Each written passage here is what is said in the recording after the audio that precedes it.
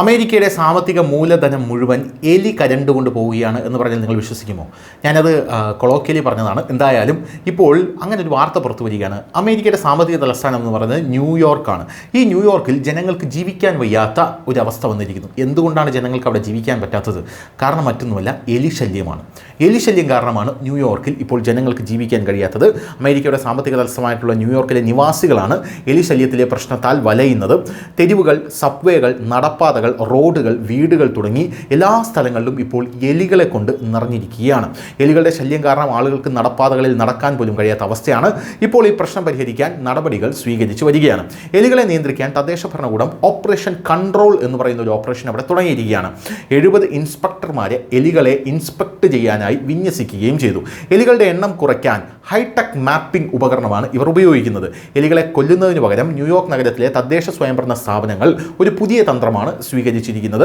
എലികളുടെ എണ്ണം കുറയ്ക്കാനാണ് ഈ hi tech mapping ഉപകരണങ്ങൾ അവർ കൊണ്ടുവന്നത്.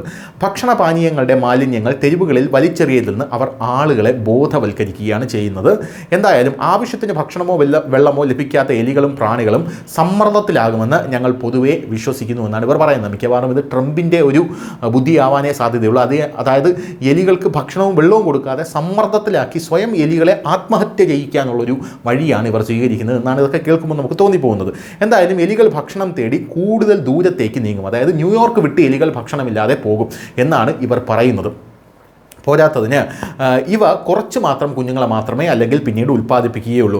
കാലം കഴിയുന്തോറും എലികളുടെ പ്രത്യുൽപാദന നിരക്ക് കുറയും. ന്യൂയോർക്ക് സിറ്റി ആരോഗ്യവകുപ്പ് ഉദ്യോഗസ്ഥനായിട്ടുള്ള കാരോലിൻ ബ്രാങ്ക്ടനാണ് ഇക്കാര്യം പറഞ്ഞിരിക്കുന്നത്. എന്തായാലും ജനങ്ങളുടെ ഭാഗത്തു നിന്ന് വലിയ രോഷവും വലിയ ട്രോളുകളുമാണ് ഇയാൾക്ക് കിട്ടിക്കൊണ്ടിരിക്കുന്നത് എന്നുള്ളതാണ് മറ്റൊരു പ്രധാനപ്പെട്ട കാര്യം.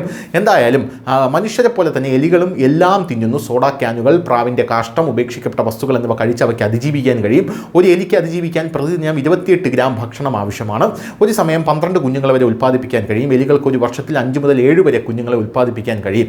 എലികൾക്കുള്ള ഭക്ഷണ സ്രോതസ് ഇല്ലാതാക്കുന്നതിൻ്റെ പ്രശ്നം കുറയ്ക്കാൻ കഴിയുമെന്ന് നഗരത്തിലെ കീടനിയന്ത്രണ സേവന സൂപ്പർവൈസർ അലക്സ ആൽബർട്ടും പറഞ്ഞു. അതിനാൽ പൗരന്മാർ റോഡിലേക്ക് ഭക്ഷണം എറിയുന്നത് നിർത്തിയാൽ എലികൾ ഭക്ഷണം കണ്ടെത്താൽ കൂടുതൽ ദൂരം പോകേണ്ടി വരും. എലികളുടെ ചലനങ്ങൾ ട്രാക്ക് ചെയ്യുന്നതിനായി ഒരു ആപ്പും സൃഷ്ടിച്ചിട്ടുണ്ട്.